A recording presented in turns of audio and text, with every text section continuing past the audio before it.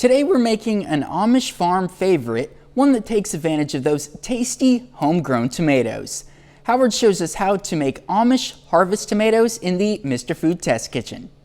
If you have a garden or have been to the market lately, then you know we're smack dab in the middle of tomato season.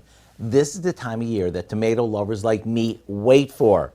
And since many of you are always looking for new ways to use tomatoes, we thought we'd share an old school Amish recipe that's both easy and tasty. And it goes together like this. We start by cutting a bunch of ripe tomatoes into chunks. As for the type, you could use anything from hearty beefsteak tomatoes to artsy looking heirloom varieties. To that, we add a sweet onion that we've slivered.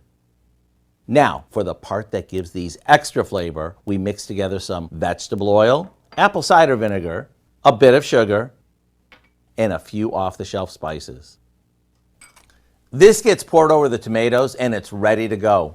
We can enjoy it as is, or we can pop it in the fridge so that all the flavors really come together.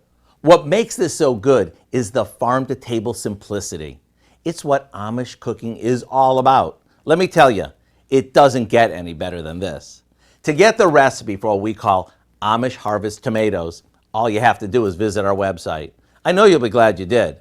I'm Howard in the Mr. Food Test Kitchen with Kelly, where today we found an easy Amish way for you to say, ooh, it's so good. You can find this recipe along with a lot more good food from the Mr. Food Test Kitchen online. Just go to our website, KUAMnewsnow.com.